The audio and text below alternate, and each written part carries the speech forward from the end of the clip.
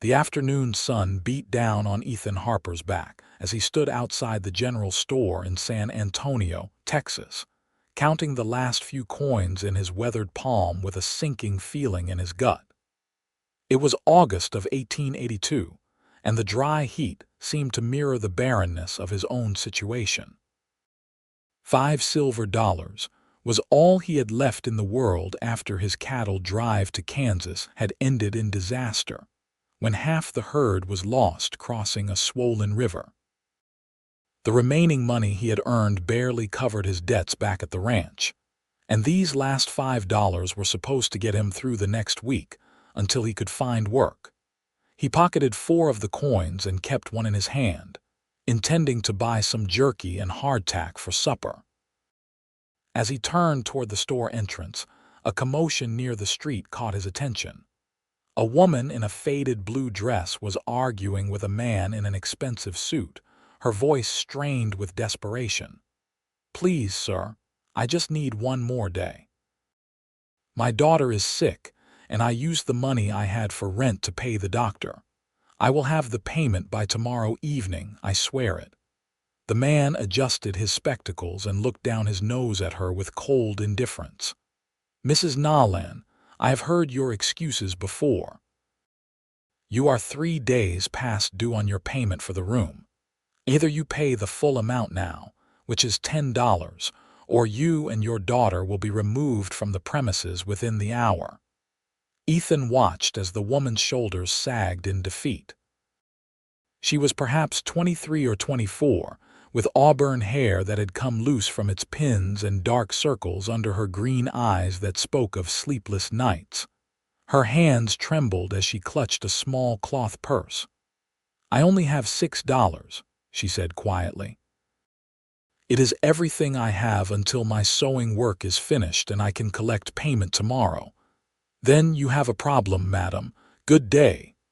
The man turned to walk away. Something in Ethan stirred, a memory of his own mother struggling after his father died, the kindness of strangers that had kept them from starving. He stepped forward before his practical mind could talk him out of it. "Wait," he called out, his voice rougher than he intended. Both the woman and the suited man turned to look at him. Ethan walked closer, pulling out all 5 of his silver dollars. "I believe this might help settle things." The woman's eyes widened. "Sir, I cannot accept charity from a stranger." "It is not charity," Ethan said, though they both knew it was. "Consider it a loan if it makes you feel better. Pay me back when you are able." She looked at him with a mixture of gratitude and suspicion, as if trying to understand why someone would help her. The landlord, however, had no such hesitation.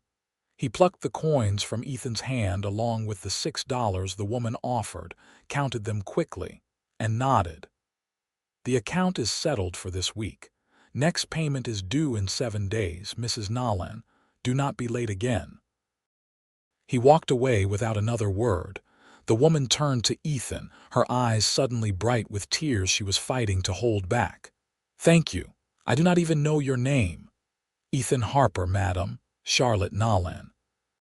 She extended her hand, and he shook it gently, noting the calluses on her fingers from sewing work.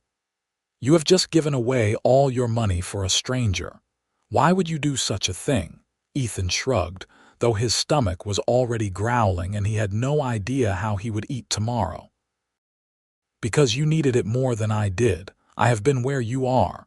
I know what it is like." Charlotte studied his face for a long moment, then said, "Please come upstairs. It is not much, but I can offer you supper. It is the least I can do." His pride wanted him to refuse, but his practical side won out. "That is very kind of you, Mrs. Nolan. I accept." He followed her up a narrow staircase at the back of a brick building on Commerce Street.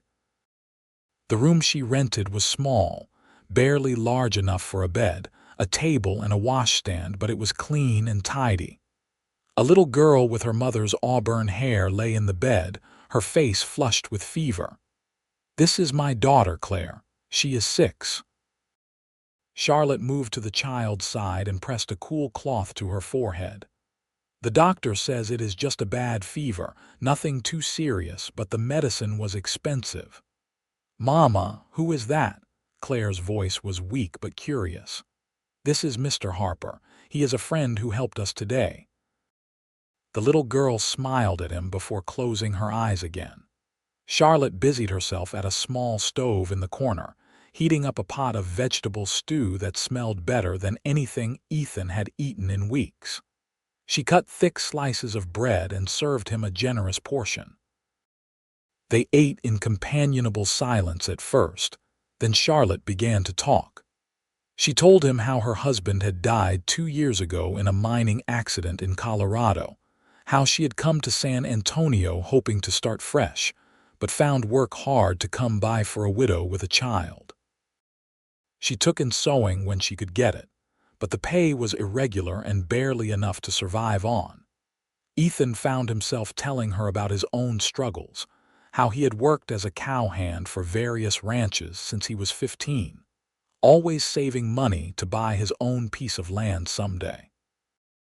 He was 26 now, and that dream seemed further away than ever after losing most of his savings in the failed cattle drive. "What will you do now?" Charlotte asked, genuine concern in her voice. "Find work, I suppose. There is always need for ranch hands somewhere. I am good with horses." "The stable on Houston Street was looking for someone yesterday," she offered. "The owner, Mr. Henderson, is a decent man. He might have work." Ethan nodded his thanks for the information.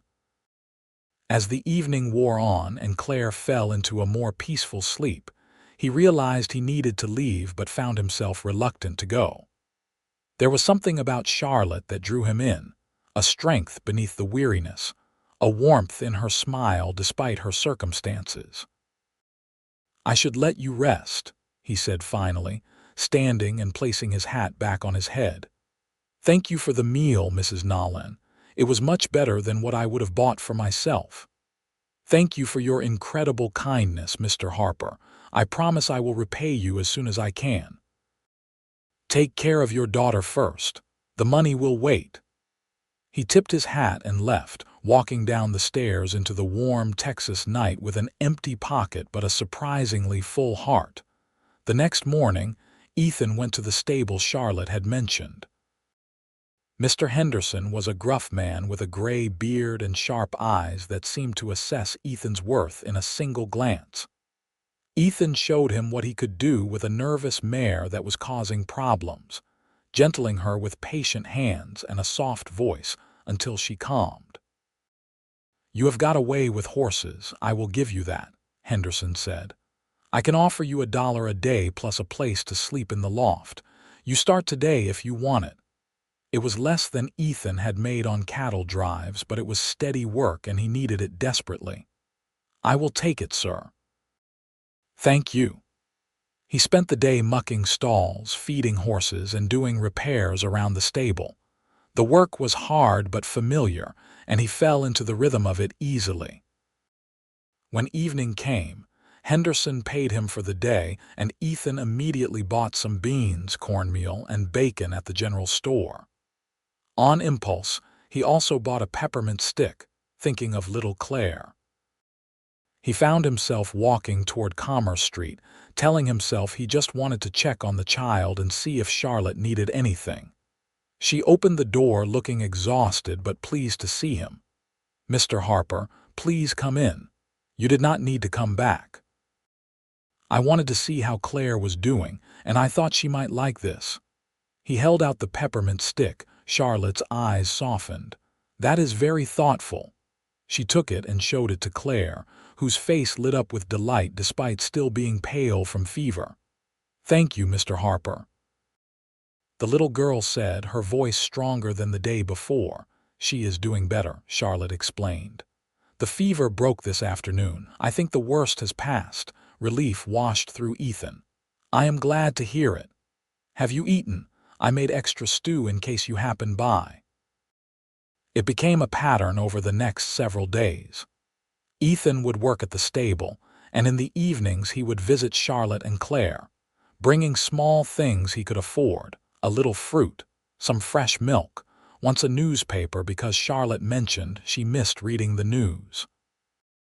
They would share meals and conversation, and gradually he learned more about her life. She had married young at 18 to a man named Thomas Nolan who had dreams of striking it rich in the mines.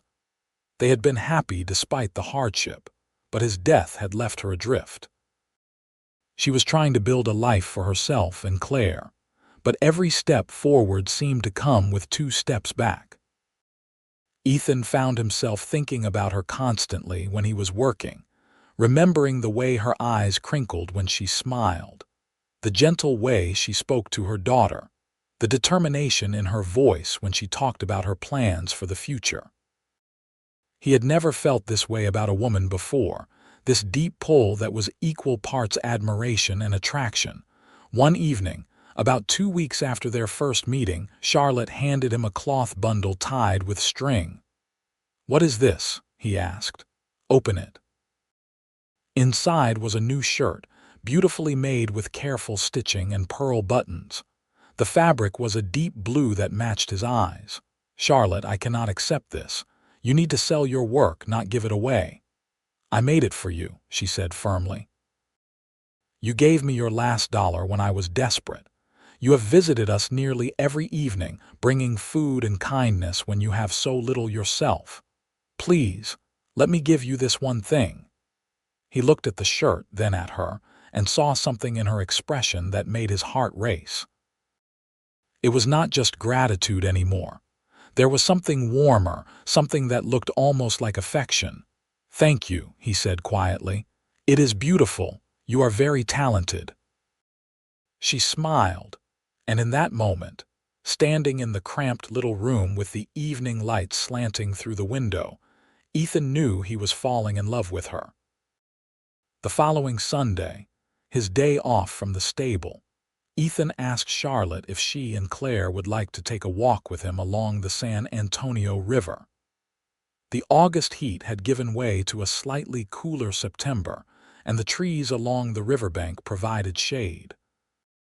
Claire ran ahead, her health fully restored, chasing butterflies and laughing.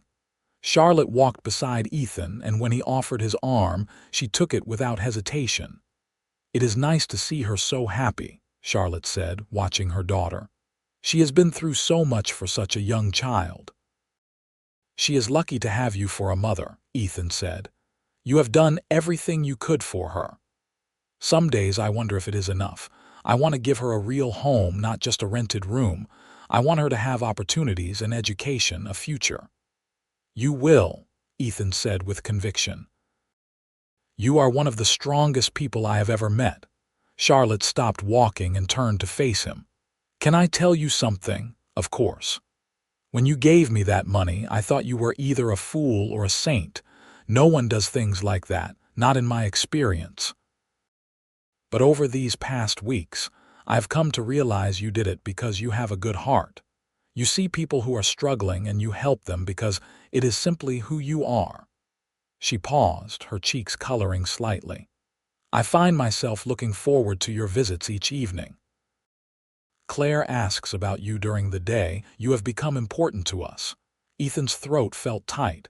"You have become important to me too, more than I can properly say." "Then do not say it, not yet." She squeezed his arm gently. "I just wanted you to know that whatever kindness you showed me that day has come back to you in the form of friendship, and possibly more, if you are willing to be patient with a widow who is still finding her way." "I would wait as long as it takes," Ethan said, his voice rough with emotion. They continued their walk, and when Claire ran back to show them a pretty stone she had found, Ethan scooped her up and set her on his shoulders. The little girl squealed with delight, and Charlotte laughed, the sound like music to his ears. Work at the stable continued steadily, and Henderson proved to be a fair employer. Ethan saved every penny he could, still dreaming of that piece of land, but now his dreams included a house big enough for Charlotte and Claire. He had not spoken of marriage yet, knowing it was too soon, but the hope of it sustained him through long days of labor. One afternoon in late September, a man in fine clothes came to the stable looking for someone to break and train a wild Mustang he had acquired. Henderson pointed him to Ethan. "I've heard you have a gift with difficult horses," the man said. His name was Mr. Ashford, and he owned a large ranch outside of town. "If you can gentle this horse and make it rideable, I will pay you $20. It was a fortune compared to his daily wage. "I will do my best, sir." The Mustang was a beautiful gray stallion with fire in its eyes and fear in every line of its body.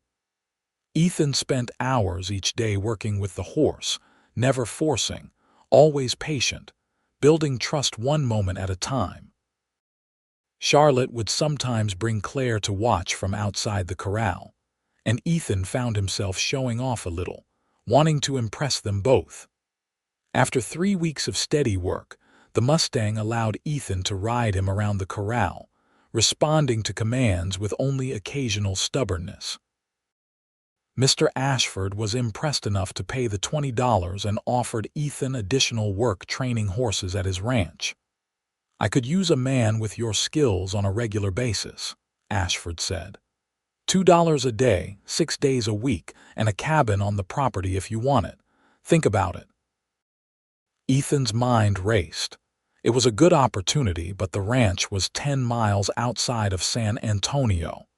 He would not be able to see Charlotte every evening as he had been doing. Yet the money was better, and if he saved diligently, he could afford to buy land sooner. That evening he talked it over with Charlotte. They sat at her small table while Claire played with a rag doll Ethan had bought her. "You should take it," Charlotte said, though her voice was subdued. "It is a good opportunity. You would be foolish to pass it up for any reason." "I would not see you as often," Ethan said. "That matters to me." She reached across the table and took his hand, her touch sending warmth through him. "Ethan, you have already given up so much to help me. I will not let you give up a good job too. We will manage. You can come to town on your day off. It is not giving up anything. Being with you and Claire, these have been the happiest weeks of my life." Charlotte's eyes shimmered with tears. "And they have been happy for us too, but we will still have Sundays together. You must do what is best for your future." Reluctantly, Ethan agreed to take the job. He started at the Ashford Ranch the following Monday, moving his few possessions into the small but sturdy cabin he was given. The work was demanding but satisfying, and Mr. Ashford proved to be a reasonable employer who appreciated skill and hard work. Sundays became precious to Ethan. He would ride into San Antonio at dawn and spend the entire day with Charlotte and Claire. They would attend church services together, and Ethan noticed the looks from some of the townspeople, the whispers about the widow and the cowboy.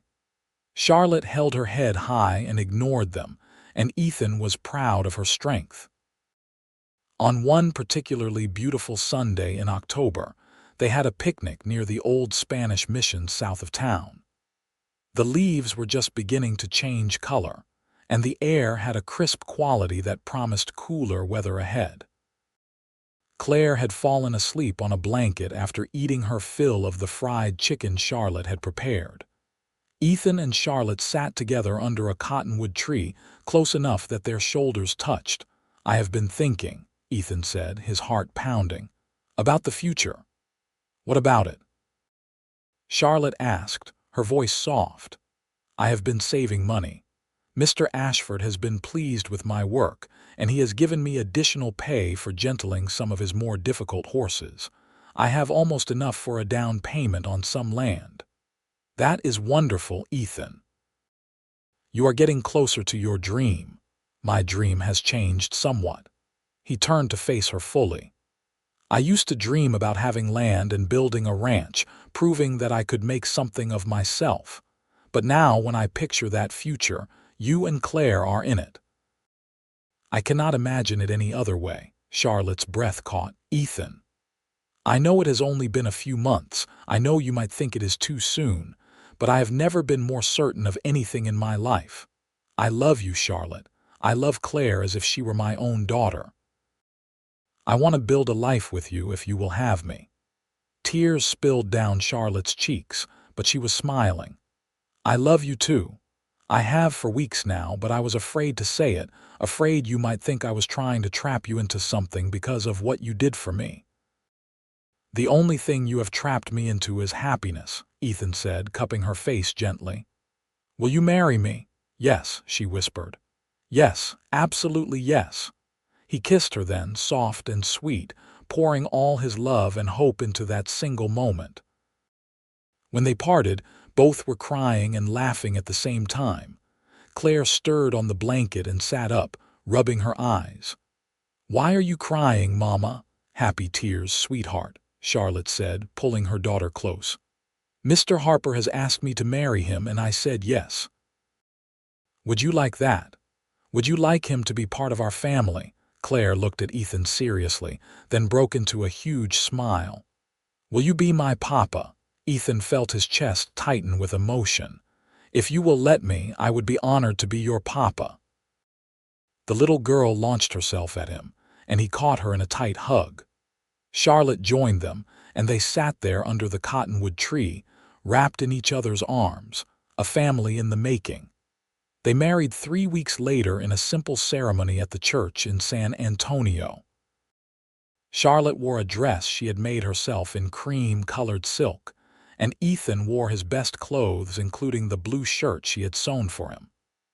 Claire stood beside them wearing a new dress with pink ribbons, beaming with pride. Mr. Henderson came to the wedding, as did Mr. Ashford and his wife, who had taken a liking to Ethan. Several of Charlotte's sewing clients attended as well, and the small church was full of well-wishers. When the minister pronounced them husband and wife, Ethan kissed his bride with such tenderness that several women in attendance wiped away tears. They moved into the cabin at the Ashford Ranch together. It was cozy for 3 people, but they made it work. Charlotte set about making it a home, sewing curtains for the windows and cushions for the chairs Ethan built. Claire had her own corner with a small bed, and she quickly adapted to life on the ranch, making friends with the ranch owner's children. Charlotte took on sewing work from the ranch families and others in the area, and her reputation for quality grew. Ethan continued training horses, and his skill became known throughout the region. People would bring their difficult horses from miles around, paying well for his expertise. The money they saved together grew steadily. At night, after Claire was asleep, Ethan and Charlotte would lie in bed talking about their plans. They looked at different parcels of land for sale, dreaming of the day they could build their own place. Winter came, mild by northern standards but cold enough for Texas. Ethan made sure their cabin was warm and well stocked with firewood. Christmas was a joyous celebration, the first time Ethan had truly celebrated the holiday since his mother died. Charlotte cooked a feast, and Ethan surprised them both with gifts he had saved for. A beautiful shawl for Charlotte and a real china doll for Claire. Claire's gift to him was a drawing she had made at school, showing the 3 of them in front of a house with a barn and horses. Ethan hung it on the wall with pride. "Someday this will be real," he promised her. "Someday we will have our own ranch." As spring of 1883 arrived, bringing wildflowers and warmer weather, Charlotte discovered she was pregnant. She told Ethan one evening in late March, and he whooped with joy, spinning her around in the cabin until she laughed and begged him to stop. "We are going to need more space," he said, looking around the cabin with new eyes. "We will manage," Charlotte said, but Ethan was already forming a plan.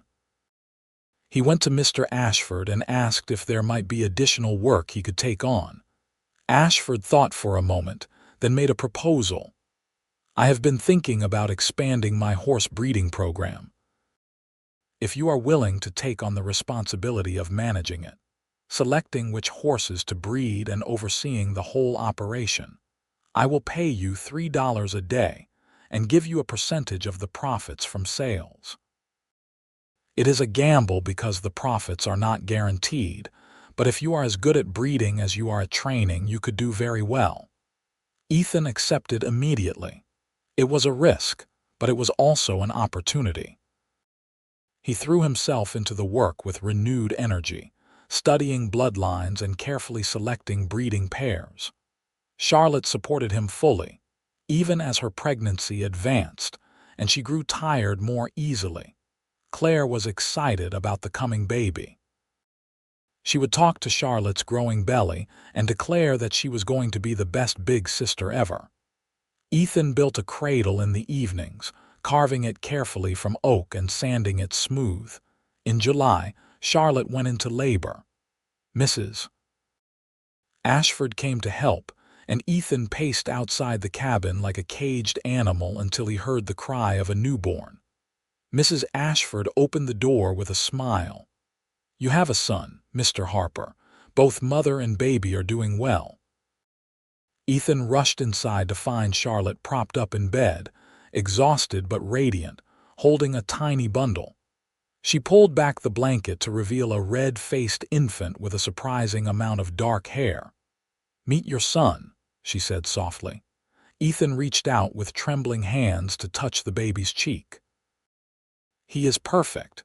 You are amazing." They named him Thomas Ethan Harper, honoring Charlotte's first husband while giving him his father's name as well. Claire was allowed to hold her baby brother under careful supervision, and she declared him to be the best baby in the world. The cabin that had seemed cozy now felt cramped with 4 of them, especially with a baby who needed constant care. Charlotte managed with her usual grace, though Ethan could see she was tired. He helped as much as he could, walking little Thomas around when he fussed at night, changing his cloths, and playing with Claire so Charlotte could rest. The horse breeding program began to show promise. The first foals born under Ethan's management were strong and healthy, with good temperaments that made them easy to sell. Mr. Ashford was pleased, and true to his word, he gave Ethan a percentage of the profits. It was more money than Ethan had ever had at one time. One evening in September, as they celebrated Thomas's 2-month milestone and their first wedding anniversary, Ethan made an announcement. "I went to see Mr. Patterson at the land office today," he said. "There is a section of land about 5 miles from here, 160 acres with a creek running through it and good grazing. The price is fair, and I have enough saved for a substantial down payment. We could build our own house there, Charlotte. Start our own ranch." Charlotte's eyes widened. "Are you certain? That is a big step." "I am more certain than I have ever been about anything except marrying you. I want to do this for us, for our children. I want to build something that will last, something we can pass on to them." She set down the shirt she was mending and came to sit beside him. "Then let us do it. Let us build our future." The paperwork was signed a week later. Ethan Harper became the owner of 160 acres of Texas land. Mr. Ashford, who had grown fond of his talented employee, offered to help with the initial building and to allow Ethan to continue working for him part-time while they established the ranch. That fall and winter were a flurry of activity. With help from some of the ranch hands, Ethan built a sturdy house with 3 bedrooms, a proper kitchen for Charlotte, and a sitting room with a fireplace. It was not grand, but it was solid and it was theirs. He also built a barn and several corrals. They moved in just before Christmas of 1883. Charlotte cried when she walked through the front door, touching the walls as if she could not quite believe they were real. "You did this," she said to Ethan. "You made this happen for us." "We did this together," he corrected. "I could not have done any of it without you." Claire ran through the house exploring every corner, delighted to have her own room. Thomas was too young to understand, but he gurgled happily in his mother's arms as Charlotte showed him around their new home. Over the following years, the ranch grew and prospered. Ethan's reputation as a horse trainer and breeder spread, and he had more work than he could handle. Charlotte's sewing business continued to thrive as well, and she employed 2 other women from town to help her keep up with the orders. Claire started school in San Antonio, riding in with Ethan twice a week and staying with friends of Charlotte's the other days. She was a bright student and loved learning. Thomas grew into a sturdy, cheerful toddler who followed his father everywhere, already fascinated by the horses. In the spring of 1885, Charlotte gave birth to another child, a daughter they named Elizabeth Grace Harper. She had Charlotte's auburn hair and Ethan's blue eyes, and her arrival brought even more joy to their home. Life was not without challenges. There were harsh summers and cold winters, sick animals and lean times when money was tight. But they faced everything together, and their love only grew stronger with each obstacle they overcame. One evening in the summer of 1886, as they sat on the porch of their house watching the sunset paint the sky in shades of orange and gold, Charlotte leaned against Ethan's shoulder. "You ever think about that day in San Antonio?" she asked. "When you gave me your last $5. "I think about it often," Ethan admitted. "It was the best decision I ever made. You were either very brave or very foolish. A little of both, I think." He wrapped his arm around her. "But I would do it again in a heartbeat. That $5 bought me everything I could ever want." Charlotte laughed. "I think it was slightly more complicated than that." "Maybe, but it started with that moment. You needed help and I was in a position to give it. Everything else grew from there." Claire came running from the barn where she had been helping with the horses, now 10 years old and competent enough to handle the gentler animals. Thomas toddled behind her, not quite 3 but determined to keep up with his big sister. Elizabeth was asleep in her cradle just inside the door. "Papa, one of the mares is showing signs of foaling," Claire reported breathlessly.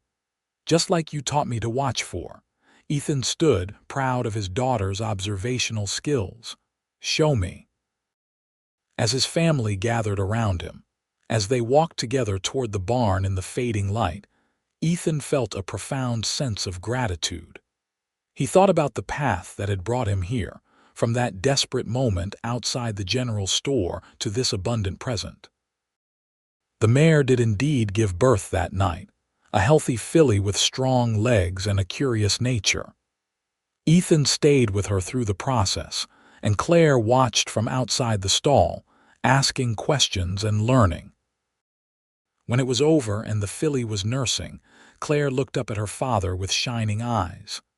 "Someday I want to do what you do, Papa. I want to work with horses. Then I will teach you everything I know," Ethan promised. "You already have the most important quality: you care about the animals." They walked back to the house as dawn was breaking and found Charlotte up with Thomas and Elizabeth making breakfast. The kitchen smelled of coffee and bacon and fresh bread. "How did it go?" Charlotte asked. "Perfect. We have a beautiful filly and your daughter is a natural." Charlotte smiled. "Our daughter, and of course she is. She learned from the best." They gathered around the table, all 5 of them, and said grace before eating. Ethan looked at each of their faces and felt his heart swell with love. The years continued to pass in a blur of work and love and family. The ranch became known throughout Central Texas for producing quality horses. Ethan hired help as the operation grew, taking on young men and teaching them the patient methods he used. Charlotte's sewing business evolved into a small dress shop in San Antonio, run by her and 3 employees, creating beautiful garments for the growing population. Claire grew into a capable young woman who could handle horses as well as any man on the ranch. Thomas showed an aptitude for business, keeping the ranch's books and managing sales. Elizabeth was creative like her mother, always drawing or sewing or making something with her hands. In 1890, Charlotte discovered she was pregnant again, a surprise given that Elizabeth was 5 years old and they had thought their family complete. This pregnancy was harder on her than the others had been, and Ethan worried, but she assured him everything was fine. "We are meant to have this child," she said with certainty. "I can feel it." In January of 1891, she gave birth to twin boys. They named them Michael and Matthew Harper, and their arrival brought chaos and joy in equal measure. The house that had seemed so spacious now felt full to bursting, but it was full of life and love. Ethan was 45 years old that year, and Charlotte was 32. They had been married for nearly 8 years, though it felt both longer and shorter than that. Longer because they had built so much together, shorter because the time had passed so quickly. One afternoon, Ethan rode out to check on the far pastures and found himself near the spot where he had first purchased the land. He dismounted and stood there, remembering his dreams and comparing them to the reality he had built. The reality was so much better than anything he had imagined. He had dreamed of owning land and building a ranch, and he had done that. But he had also gained a family, a love that sustained him through everything, and a sense of purpose that went beyond mere survival.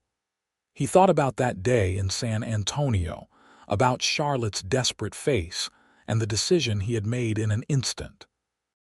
$5 silver, his last money in the world given to a stranger in need. He had no way of knowing then that the woman he helped would become his wife, the love of his life, the mother of his children. That evening, he gathered the family together in the sitting room after supper. It was not a special occasion, just a regular evening, but he felt the need to say something that had been on his heart. "I want to tell you all something," he began, looking at each of their faces. Claire was 16 now, beautiful and strong. Thomas was 8, serious and thoughtful. Elizabeth was 6, creative and joyful. The twins were just babies sleeping in a shared cradle. "When I was a young man, I thought success meant owning land and proving I was worth something. I worked hard for years, saving every penny, dreaming of the day I could buy my own place." He reached for Charlotte's hand and she gave it to him, her touch still sending warmth through him after all these years. "Then one day in San Antonio, I gave away the last money I had to help a woman I did not know. At the time, I did not think much about it. It just seemed like the right thing to do, but that single decision changed the course of my entire life." Charlotte squeezed his hand, her eyes bright with emotion. "What I learned is that true success is not about what you own or what you accomplish. It is about the people you love and the life you build with them. It is about making choices based on kindness rather than fear. That $5 was the best investment I ever made, not because it brought me material wealth, though it eventually did, but because it brought me love." Claire wiped at her eyes. Even Thomas looked moved. "I tell you this because I want you to understand something important. When you have the opportunity to help someone, even if it costs you something, even if it seems foolish, do it anyway. You never know how that kindness might come back to you. Not because you are expecting something in return, but because kindness creates connections, and connections create possibilities. Like when you helped Mama and she helped you find work, and then you fell in love," Elizabeth said, her young voice confident in her understanding of the story she had heard many times. "Exactly like that," Ethan confirmed. "Your mother needed help, I gave it, and everything good in my life grew from that moment. But it only worked because we both chose to be open to the possibilities, to trust each other, to work together." Charlotte spoke up, her voice soft but clear. "And what your father is not saying is that I would have been lost without his help that day. I had no idea how I was going to keep a roof over Claire's head or pay for her medicine. I was at the end of my strength. His kindness did not just change his destiny, it changed mine too, and Claire's. It gave us hope when we had none. "So what happened when Papa gave you the money?" Thomas asked. He loved hearing stories, especially ones about his parents. Charlotte smiled. "What came back was not just the money, though I did repay him as soon as I could. What came back was friendship, then love, then a partnership that has built this whole life we share. What came back was a family. What came back was everything that truly matters." Ethan pulled her close and kissed the top of her head. "What came back was more than I ever dared to dream." They sat together in the comfortable sitting room, the fire crackling in the hearth, the babies sleeping peacefully, the older children content in the knowledge of how loved they were. Outside, the ranch that Ethan and Charlotte had built together sprawled across the Texas landscape, a testament to what could be accomplished through hard work, love, and a willingness to help others. The years continued their steady march. The ranch prospered further, becoming one of the most respected horse operations in Central Texas. Ethan's methods of patient, kind training became the standard others tried to emulate. Charlotte's dress shop expanded to a second location, and she became known throughout the region for her skill and business acumen. Claire met a young veterinarian named Samuel Peters when she was 19. He came to the ranch to treat a sick horse and was immediately impressed by Claire's knowledge and skill with the animals. Their courtship was brief but intense, and they married in 1893 in a beautiful ceremony at the ranch. Ethan walked his daughter down an aisle created between rows of chairs in the yard, and Charlotte cried happy tears throughout the service. Samuel joined the ranch operation, providing medical care for the horses and working alongside Claire.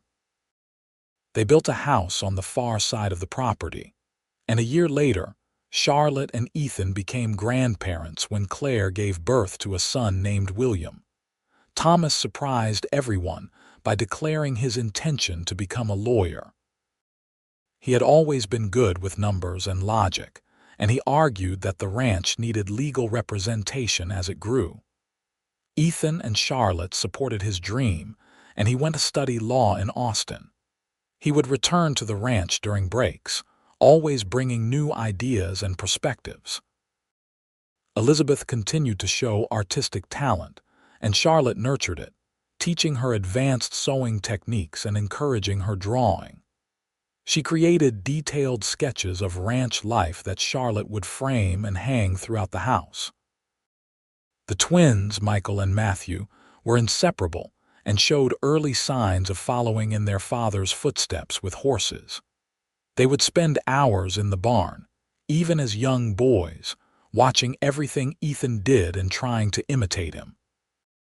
In 1895, as Ethan approached his 49th birthday and Charlotte her 36th, they stood together on their porch watching the sunset much as they had done countless times before.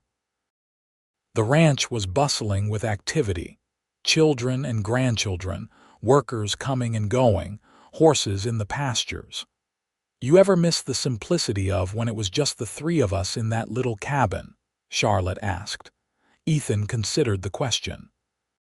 "Sometimes I miss the quiet, but I would not trade this for anything. Every challenge we faced, every child we raised, every addition to this ranch, it all added something valuable to our lives. We have been very lucky," Charlotte said. "Luck played a part, but so did hard work and determination. And love, always love."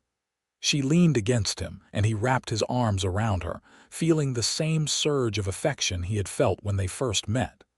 Time had changed them both, adding lines to their faces and gray to their hair, but the connection between them remained as strong as ever. "Do you remember what you said to me that first day?" Charlotte asked. "When I tried to refuse your help, I said it was not charity, it was a loan, and I promise to pay you back." She turned to face him, her eyes sparkling with mischief and love. "I wonder if I have managed that yet." Ethan laughed, a deep, warm sound. "If we are keeping accounts, I believe I am far in your debt. You have given me more than I could ever repay. Then perhaps we should call it even and simply be grateful for what we have built together." "That sounds perfect to me." They kissed as the sun dipped below the horizon, painting the sky in brilliant colors. From inside the house came the sounds of children laughing and the smell of dinner cooking. From the barn came the gentle sounds of horses settling in for the night. It was an ordinary moment in an extraordinary life, and Ethan cherished every second of it. As the new century approached, the Harper Ranch continued to thrive. Thomas finished his law education and returned home to set up a practice in San Antonio while also handling legal matters for the ranch. He met and married a schoolteacher named Rebecca, and they had 2 daughters in quick succession. Elizabeth, at 14, was already taking commissions for her artwork, and Charlotte helped her navigate the business aspects. She had a natural eye for beauty and could capture the spirit of a horse or the character of a person with just a few strokes of her pencil. Michael and Matthew were 10 in 1899, and they were already competent horsemen who could handle many of the daily ranch tasks. They worked together with an almost telepathic understanding, finishing each other's sentences and often thinking the same thoughts. Claire and Samuel had added 2 more children to their family, daughters named Rose and Lily. The ranch house was constantly filled with grandchildren, their voices and laughter echoing through rooms that Ethan had built with his own hands. On New Year's Eve of 1899, as the 19th century gave way to the 20th, the entire Harper family gathered at the main house for a celebration. There were 18 people around the extended dining table that Ethan had built to accommodate their growing family. After dinner, as they sat in the large sitting room that had been added to the house over the years, Ethan stood to make a toast. 19 years ago, I was a cowboy with 5 silver dollars to his name and no prospects. Today, I stand before you as a man blessed beyond measure. I have a wife who is my partner in all things, children who make me proud every day, and grandchildren who bring joy I did not know was possible." He raised his glass, and everyone followed suit. "But more than the material success we have achieved, more than this ranch or any of our accomplishments, what I treasure most is the love that binds us together as a family." That love started with a simple act of kindness on a hot August day in San Antonio. It grew through trust and partnership. It expanded to include each of you, and I hope it will continue to grow and spread through generations to come. Charlotte stood and joined him, taking his hand. "What your father is trying to say, though he is too modest to put it plainly, is that kindness matters. Love matters. Helping others matters. These are the things that truly change destinies." She turned to Ethan, her eyes filled with the same love he saw there every day. "You changed my destiny when you gave me that money. You gave me hope when I had none. You gave Claire a father and me a husband and partner. Everything we have built came from that moment of generosity." "And you gave me a purpose beyond myself," Ethan replied. "You gave me a family and a reason to build something lasting. You changed my destiny just as much as I changed yours." They kissed, and their children and grandchildren applauded. As midnight approached and they counted down to the new century, Ethan felt a deep sense of contentment. Whatever the future held, they would face it together, just as they had faced everything else. The early years of the 20th century brought continued prosperity, but also challenges. A drought in 1901 tested their resources and required careful management of their water supply from the creek. A disease outbreak among horses in the region in 1903 was contained through Samuel's quick action and veterinary expertise. Through it all, the family remained strong.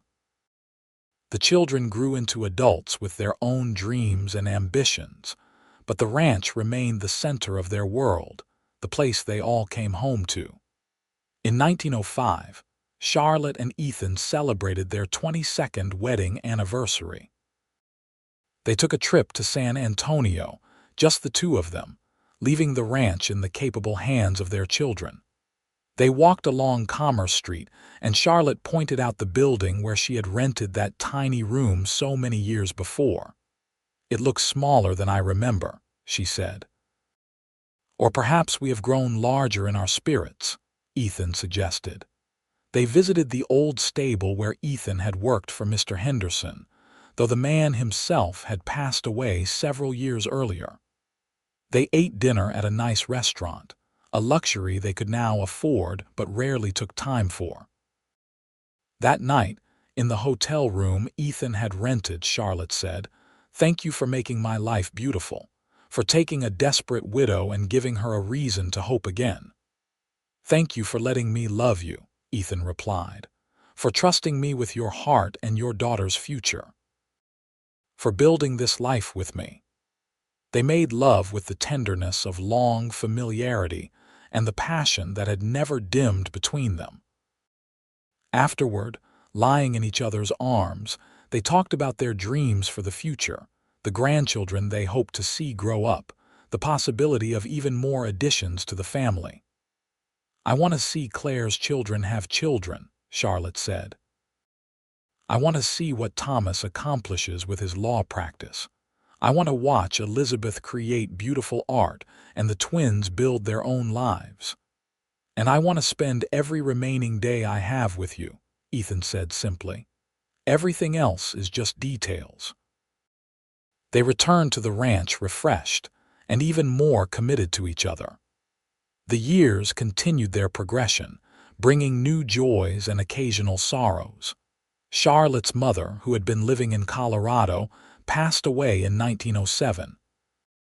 They made the long journey to attend the funeral, and Charlotte mourned the loss while being grateful for the family she had built. Ethan's health remained good, though he was now in his 60s, and had to admit he could not do all the physical work he once could.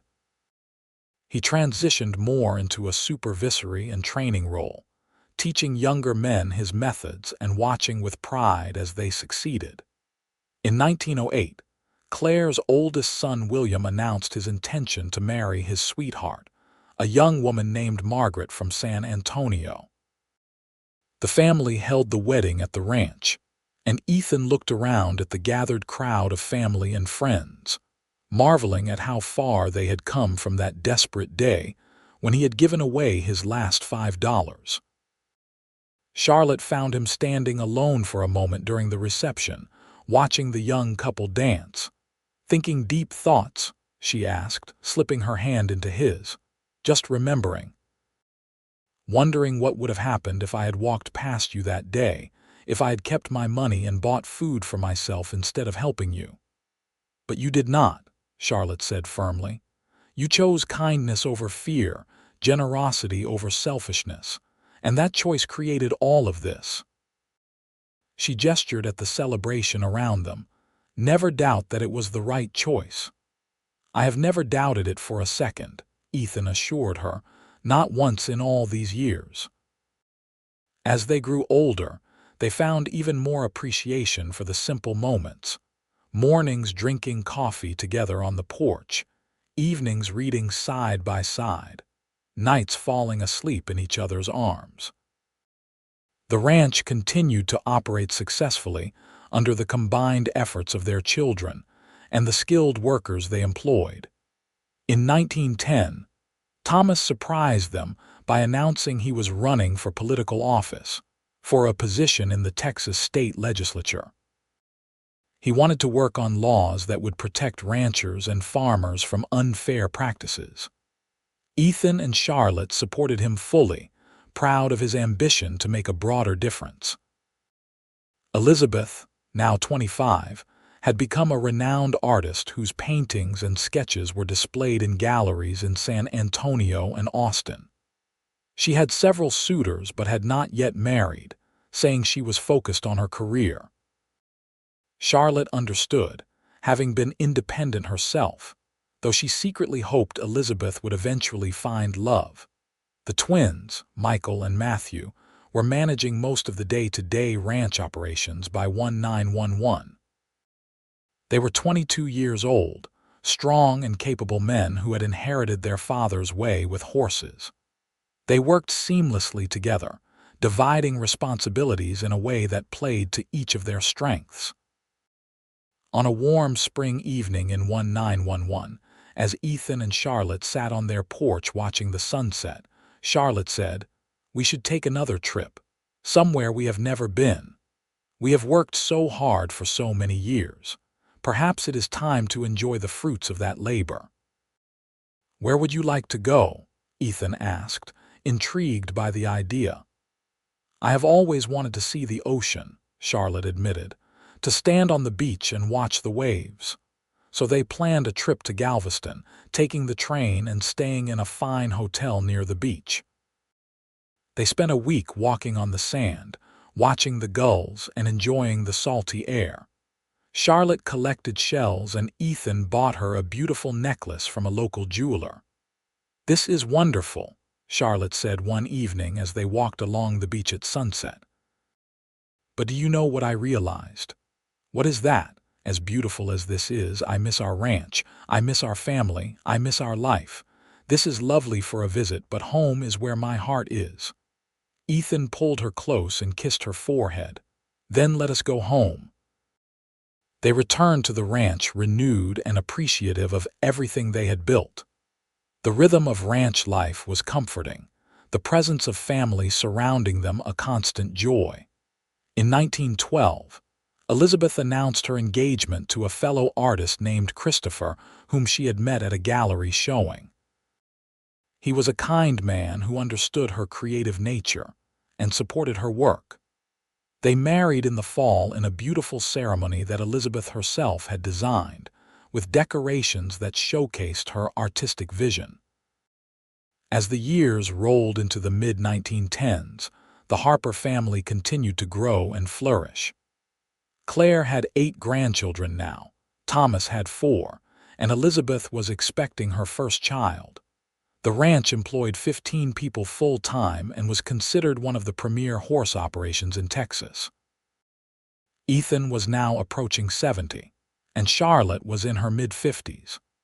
They had lived through the transition from the Old West to the modern era, seeing automobiles replace horses in many areas, though horses would always be needed for ranch work. They had weathered economic ups and downs, droughts and storms, births and deaths. Through it all, their love remained constant. They still held hands like young sweethearts. They still found reasons to laugh together every day. They still looked at each other with the same affection that had blossomed all those years ago in San Antonio. One evening in the summer of 1915, their entire family gathered at the ranch to celebrate Ethan's 70th birthday. There were more than 40 people in attendance, including children, grandchildren, and even a few great-grandchildren from Claire's oldest sons who had married young. After dinner, after the cake and the singing and the presents, Ethan stood to address his family one last time. "When I think about my life," he began, his voice still strong despite his years, "I can trace everything good back to one moment, one decision, one act of simple human kindness. I gave away $5 silver because someone needed them more than I did. What came back to me was immeasurable."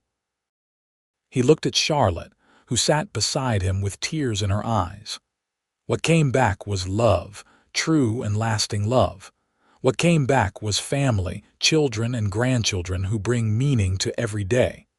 What came back was purpose, a reason to work hard and build something lasting.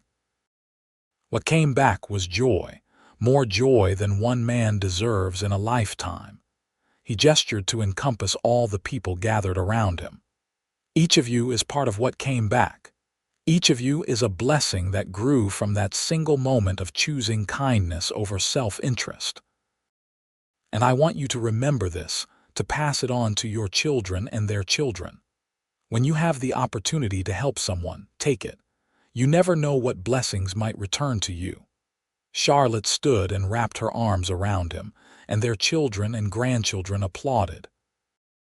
As the party continued around them, Ethan held his wife close and felt complete. They had a few more good years together. Years filled with watching great-grandchildren be born, seeing the ranch continue to prosper, and enjoying the fruits of their lifetime of labor and love. They took walks together every evening that weather permitted, still talking about everything and nothing, still finding new things to appreciate about each other. In the spring of 1918, Charlotte became ill with pneumonia. Despite Samuel's best efforts and the care of her devoted family, she did not recover. She passed away peacefully in her sleep on an April morning with Ethan holding her hand. Ethan was devastated by her loss, but found comfort in their children and grandchildren. At her funeral, he spoke about the woman who had changed his life, who had been his partner and best friend for more than 30 years. "She was the strongest person I ever knew," he said, his voice breaking with emotion. "She faced hardship with grace and built beauty from nothing. She loved fiercely and gave generously. She made me a better man simply by loving me." He lived for another 7 years after Charlotte's death, continuing to work with horses in a limited capacity and spending most of his time with his family. He never remarried, saying that he had been blessed with one great love in his lifetime, and that was enough for any man. In the evenings, he would sit on the porch and remember, seeing Charlotte as she had been that first day in San Antonio, desperate and brave. He remembered the way she had looked on their wedding day, the births of their children, the countless moments of joy and struggle they had shared. On a warm evening in June of 1925, Ethan Harper passed away in his sleep at the age of 79. His children found him in the morning, sitting in his favorite chair on the porch, a peaceful expression on his face. The ranch that he and Charlotte had built continued to operate under the management of their children and grandchildren. It became a legacy that was passed down through generations, always maintaining the values of hard work, kindness, and family that Ethan and Charlotte had established. Years later, when the great-grandchildren would ask about the origins of the Harper Ranch, they would be told the story of a cowboy who gave his last $5 to a woman in need. They would hear about how that single act of kindness had created a dynasty, not through magic or luck alone, but through the hard work and love of two people who chose to build something beautiful together. The story became a family legend, passed down and embellished over time, but always maintaining its core truth. Kindness matters. Love endures. What you give to others has a way of returning to you in unexpected and wonderful ways. The $5 silver that Ethan Harper gave away on that hot August day in 1882 bought him nothing tangible. But what came back, what grew from that moment of generosity, changed not just his destiny but the destiny of generations to come. It proved that the smallest acts of kindness can have the largest consequences, that love can grow from the most unlikely beginnings, and that a life lived with generosity and compassion is the richest life of all.